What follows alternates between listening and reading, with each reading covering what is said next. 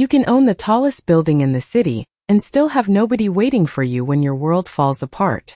The applause inside the Grand Meridian Ballroom sounded polished and expensive, the kind of applause people practiced in rooms filled with power and cameras. Crystal chandeliers shimmered above hundreds of black-tie guests, while waiters carried silver trays through rivers of silk dresses and tailored suits. On the 42nd floor of Crossvale Logistics headquarters, the annual shareholder gala was being live-streamed across the country, and at the center of it all stood Vivian Cross.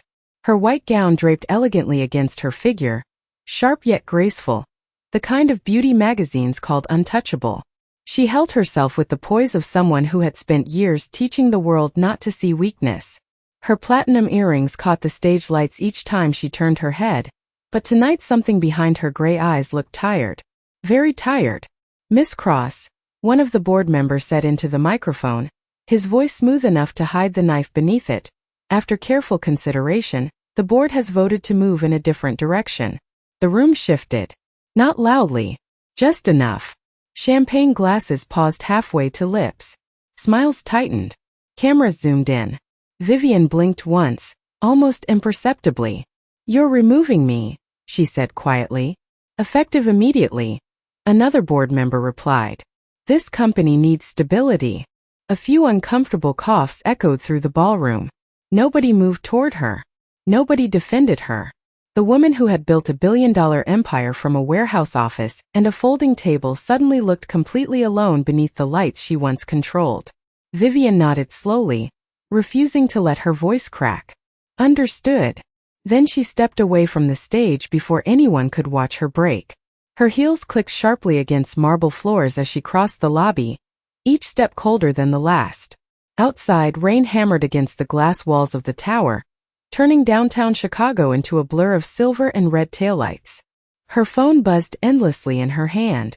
Reporters, investors, executives, pretending to care. She silenced it without looking. By the time she reached the underground parking garage, the adrenaline had finally started leaving her body. The massive concrete level hummed with fluorescent lights and distant thunder. Rows of luxury cars sat silent beneath the glow, reflections trembling across polished hoods. Vivian leaned against a black SUV and closed her eyes for just a second. But 1 second became too heavy. Her breathing turned uneven. Her hands shook despite herself.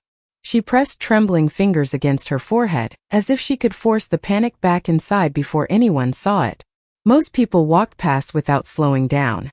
A pair of executives recognized her and quickly looked away. One valet pretended not to notice.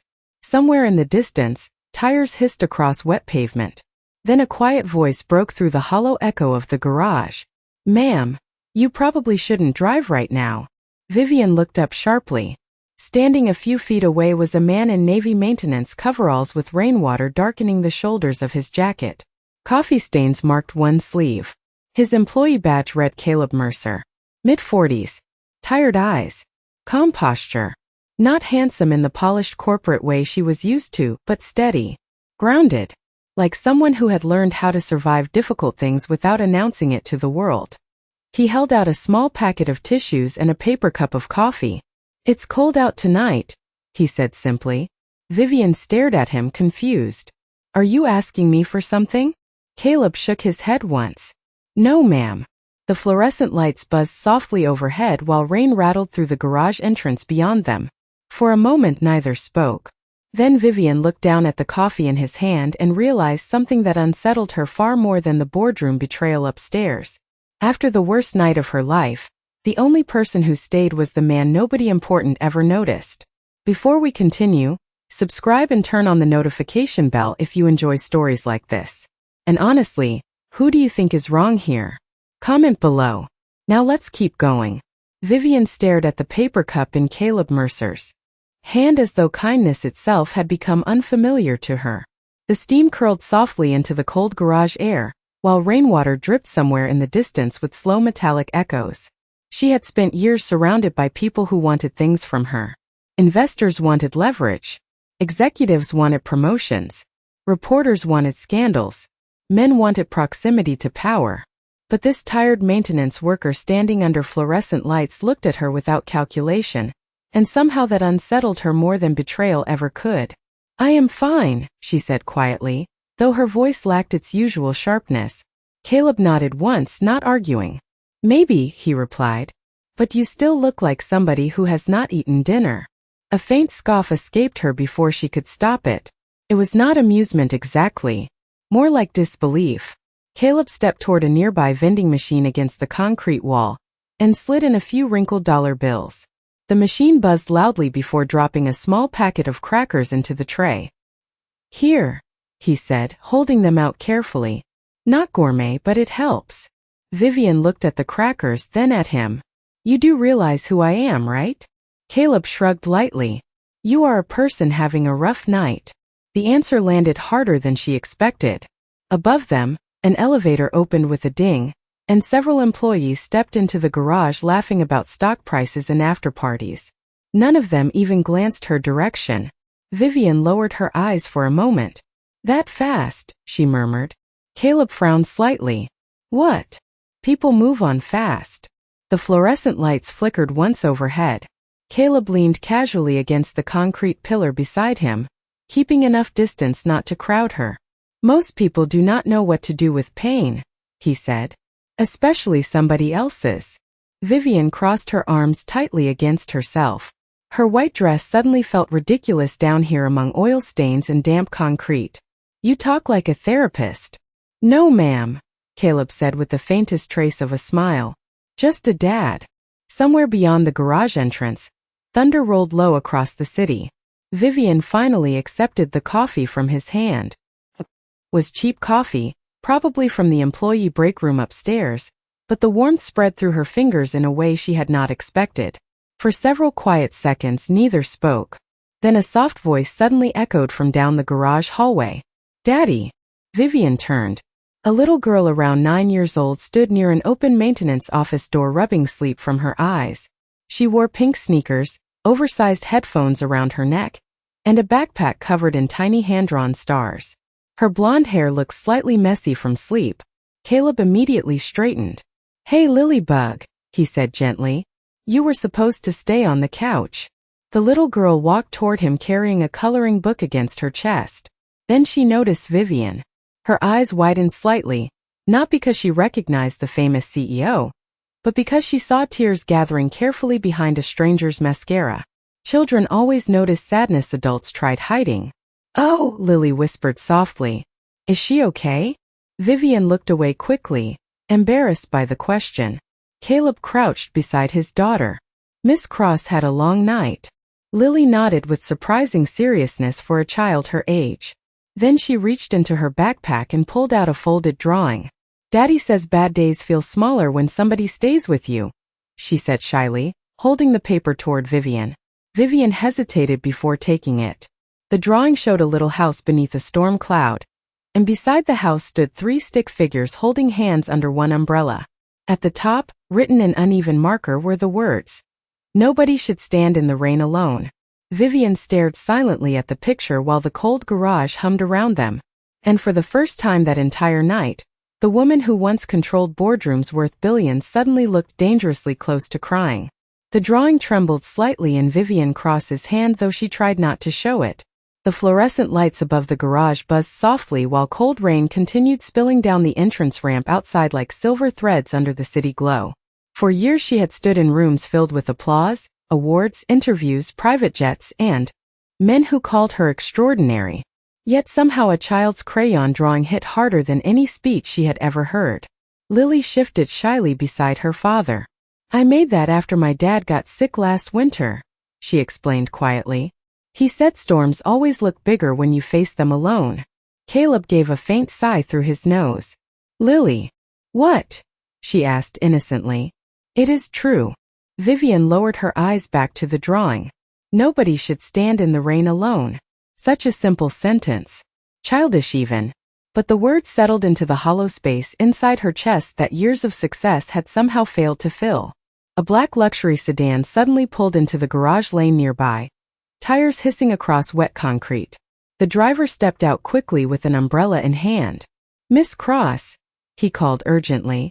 "We have reporters gathering outside the tower already." The board is requesting a statement before midnight.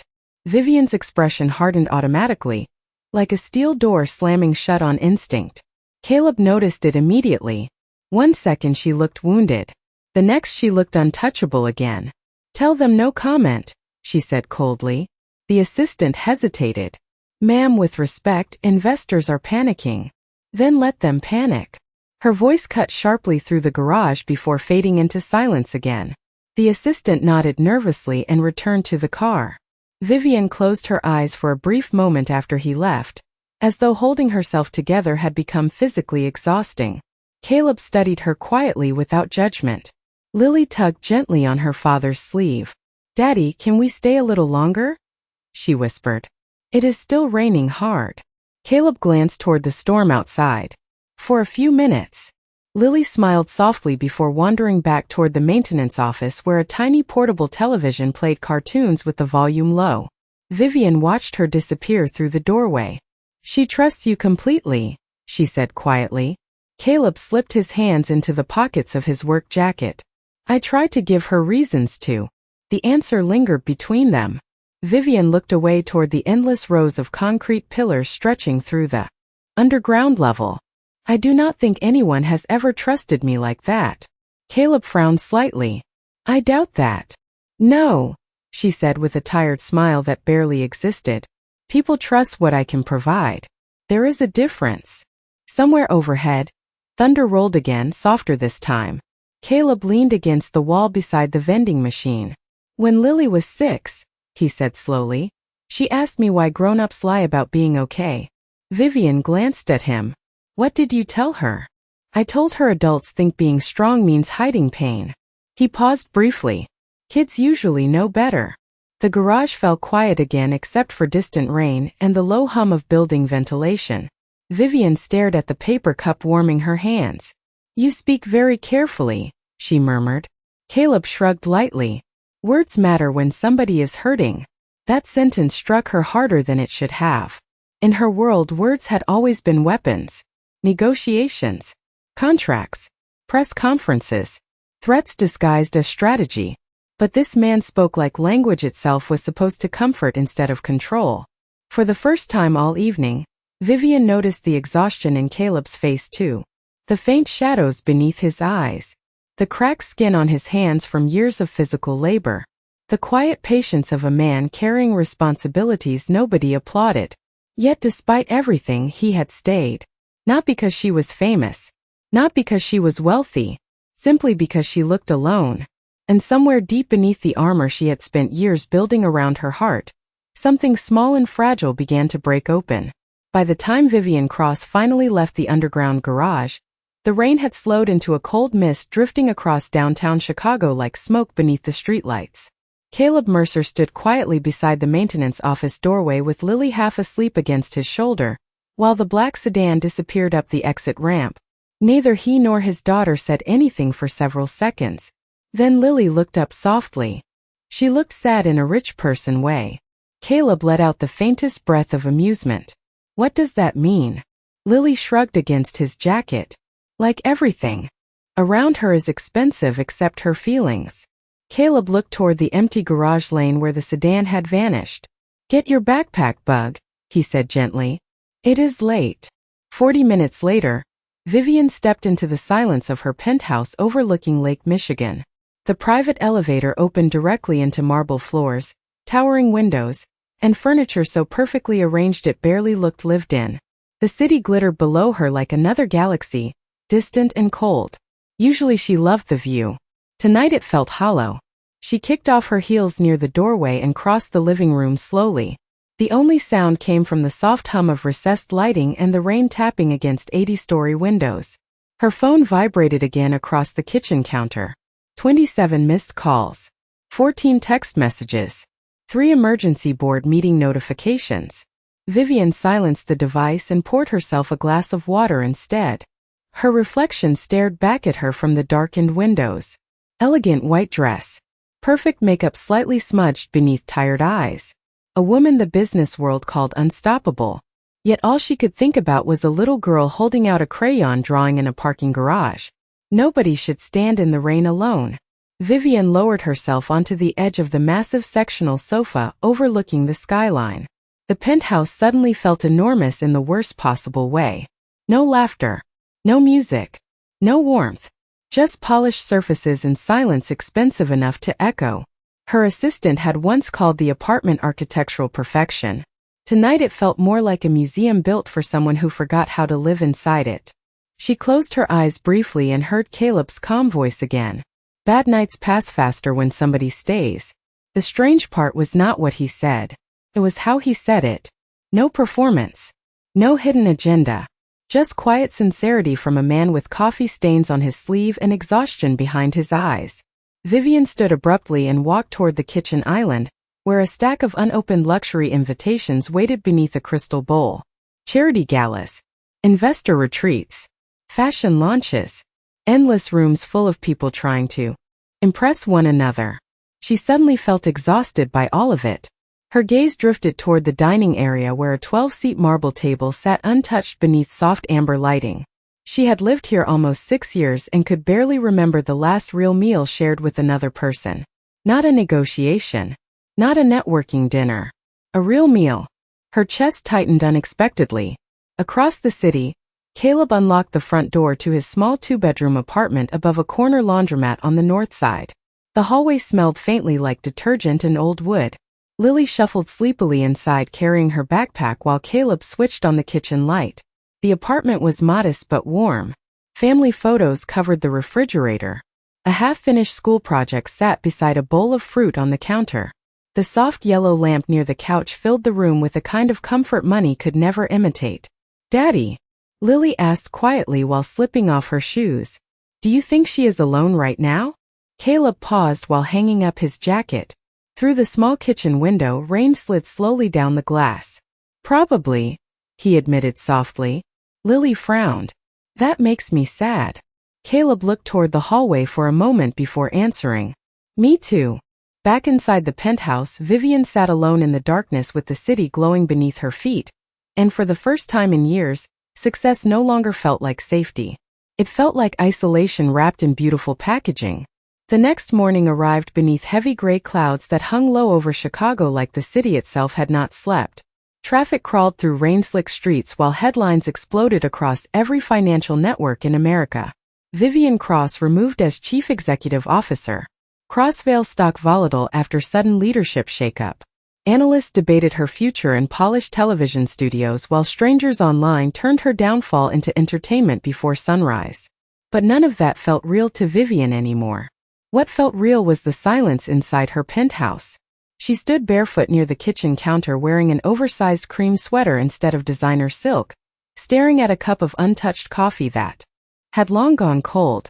Around her, floor-to-ceiling windows framed a skyline millions of people dreamed of living above. Yet the higher she stood over the city, the lonelier it seemed. Her phone buzzed again. She ignored it. Another call came seconds later. Ignored. Then another. Finally she switched the device completely off and listened to the unfamiliar quiet that followed. It should have felt peaceful. Instead it felt terrifying. Across town, Caleb Mercer tightened the collar of his navy work jacket while unlocking a side entrance at Crossvale headquarters. The storm from the night before had damaged part of the electrical system on the lower floors, and half the maintenance team had called in sick because of flooded streets. Caleb moved through the quiet corridors carrying a toolbox in one hand and a travel mug in the other. The building looked different in the early morning before executives arrived. No polished smiles. No expensive perfume lingering through elevators. Just humming fluorescent lights and the distant echo of ventilation fans. He preferred it this way. "Morning, Mercer." One security guard called from the lobby desk. Caleb nodded politely. "Morning, Tom. You see the news?" the guard asked carefully. Caleb paused only briefly. "Hard not to." The guard lowered his voice. "Whole place feels strange without her already." Caleb glanced toward the upper executive floors beyond the glass elevators. "People notice absence faster than presence," he said quietly before continuing down the hallway. Around 10 o'clock, the storm worsened again. Rain slammed hard against the tower windows while thunder rolled above the city. Caleb was replacing damaged wiring in a restricted utility corridor when the building lights suddenly flickered.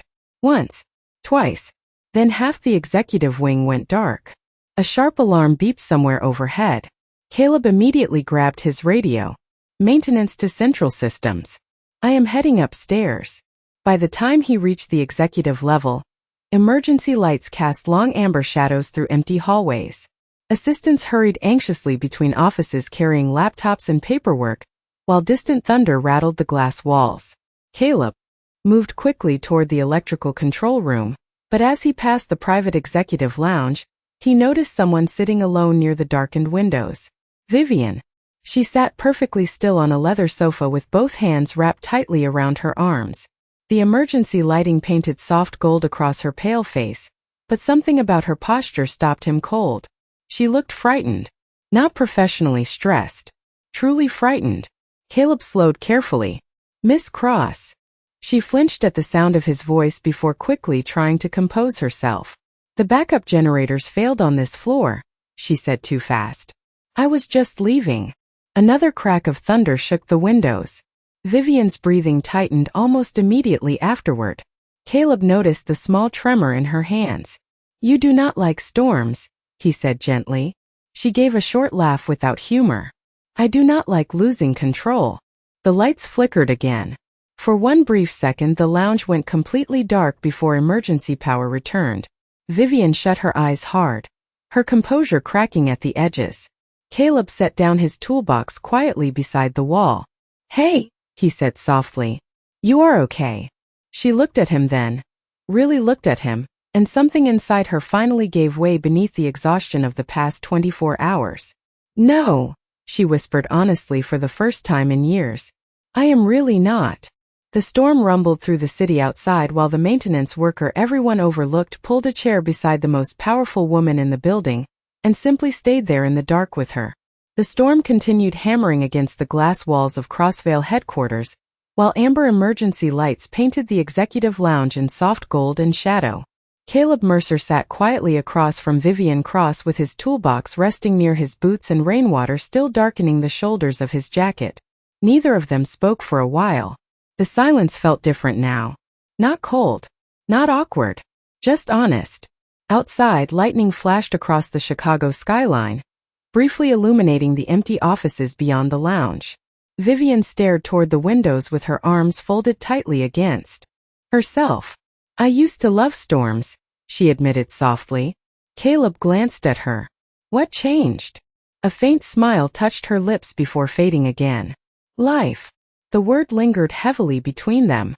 Caleb nodded slowly like someone who understood more than he needed to explain. Across the hallway, employees hurried nervously under flickering lights while backup generators struggled to keep parts of the tower running. But inside the lounge, time seemed to slow beneath the steady rhythm of rain against glass. Vivian finally looked toward him again. You are strangely calm for somebody sitting in a building half the city thinks is collapsing. Caleb leaned back slightly in the chair. Buildings break all the time, he said quietly. People too. Another flash of lightning crossed the windows. Vivian studied his face more carefully now. The lines around his eyes. The tired steadiness in his posture. The kind of composure people earned, not performed. You talk like somebody who used to do something very different, she said. Caleb gave the smallest shrug. I did. What? For a second he looked toward the storm instead of answering. Engineering, he said eventually. Vivian blinked in surprise. You were an engineer? Senior systems engineer. At Crossvale? No, he shook his head once. A manufacturing company outside Milwaukee. Vivian frowned softly. Nothing about him fit the picture she had created in her mind. Then why are you fixing electrical panels in a maintenance uniform? Caleb rested his forearms lightly against his knees. Because life changed. His voice stayed calm, but something heavier moved beneath it now. Vivian waited quietly. Caleb rarely seemed like a man who enjoyed talking about himself, and somehow that made every word feel more important. My wife got sick 8 years ago, he said. Cancer. The rain outside softened slightly, becoming a steady whisper against the windows. We thought insurance would cover most of it, Caleb continued. It did not.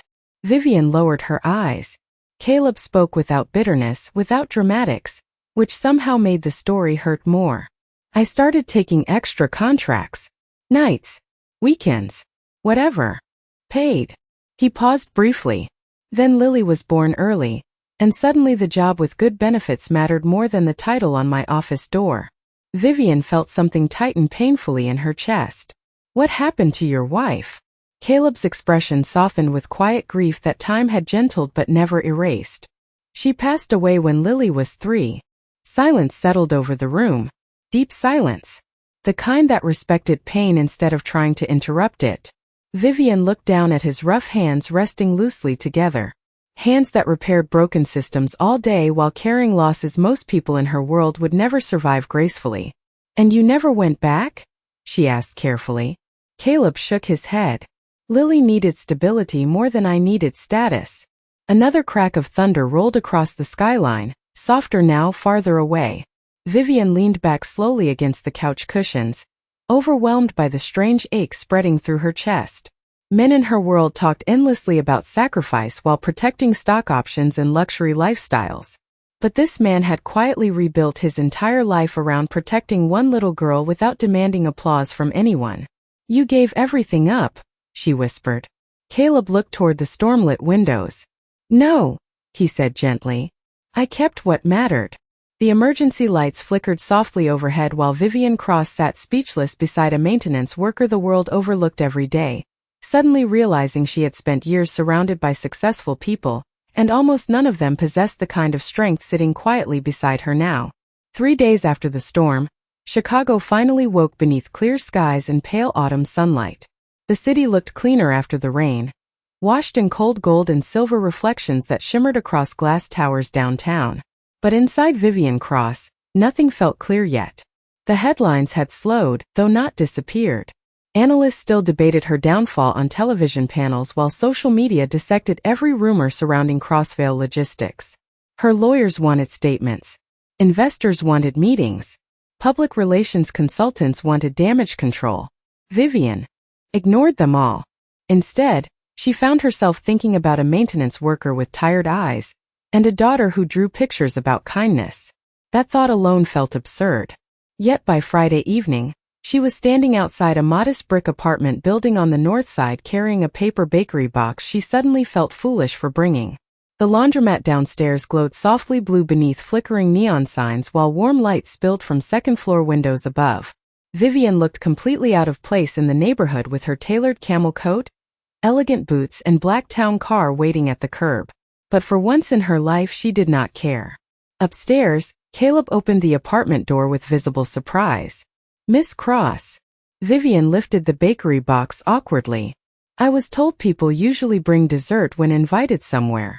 Caleb blinked once before a faint smile appeared. Lily invited you? Very aggressively, Vivian admitted. Earlier that afternoon, Lily had marched into the Crossvale lobby after school holding a hand-drawn invitation covered in glitter stars that read, "You look like you need spaghetti night." Vivian had not known how to say no to that. Caleb stepped aside gently. Come in. Warmth hit her immediately. Not just heat from the apartment radiators. Real warmth. The scent of garlic bread drifted from the kitchen while soft jazz played quietly from an old speaker near the window. Lily sat cross-legged on the living room rug coloring at the coffee table, and her face lit up the moment she saw Vivian. You came, she shouted happily. Vivian felt herself smile before she could stop it. Apparently I was summoned. Lily giggled and grabbed her hand without hesitation, pulling her fully inside. The apartment was small but alive in ways Vivian's penthouse never had been. Family photographs lined the hallway walls. A half-finished science project covered one corner of the kitchen table. A knitted blanket rested casually across the couch instead of being perfectly staged like magazine furniture. Nothing matched exactly. Nothing looked expensive. Yet somehow everything felt peaceful. Caleb disappeared briefly into the kitchen, before returning with plates of spaghetti and homemade garlic bread balanced carefully in his hands. Sorry, he said. Not exactly five-star dining. Vivian looked around the apartment quietly. I think I am tired of five-star dining.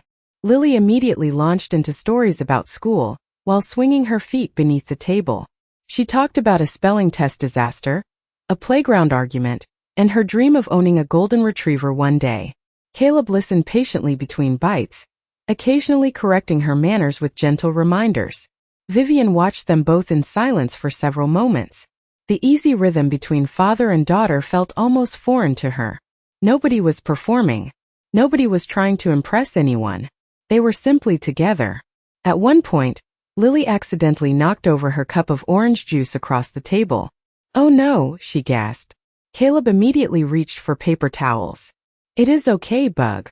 "Sorry, Daddy." "Hey." He smiled softly. "Spills happen." Vivian froze slightly at the simplicity of the moment. No anger. No tension. No humiliation over mistakes. Just patience. Her chest tightened unexpectedly.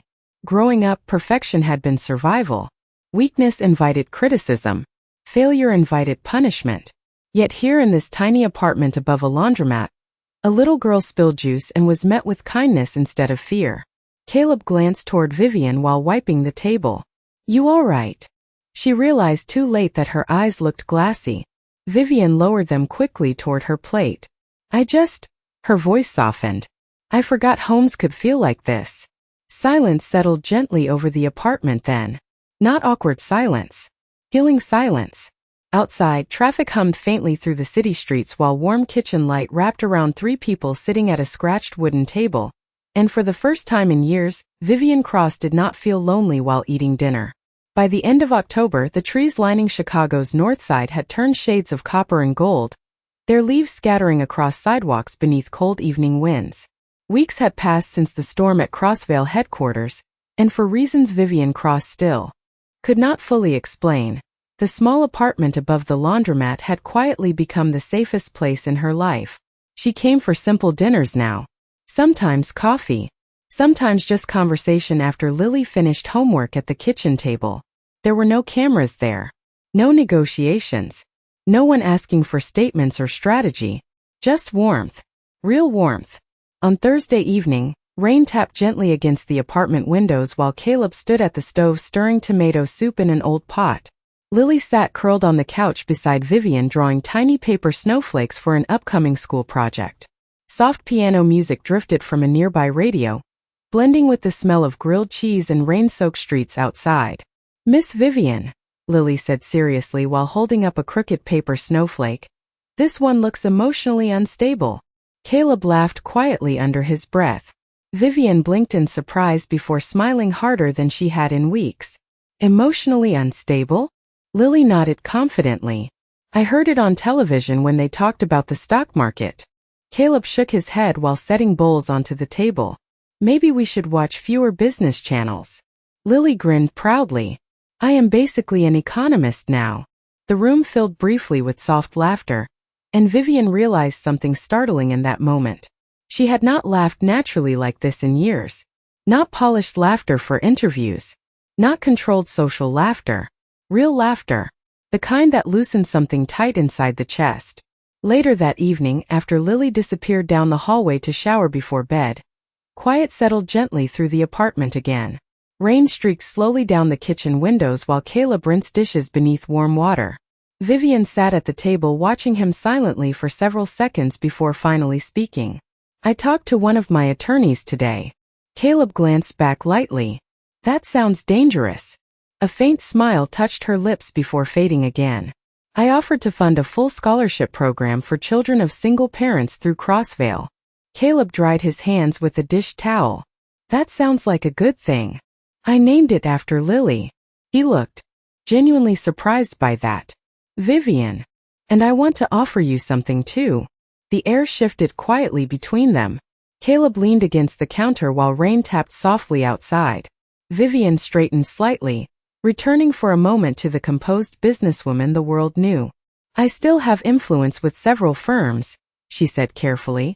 "I could place you back into engineering tomorrow. Better salary. Better benefits. A house if you wanted one." Caleb remained silent.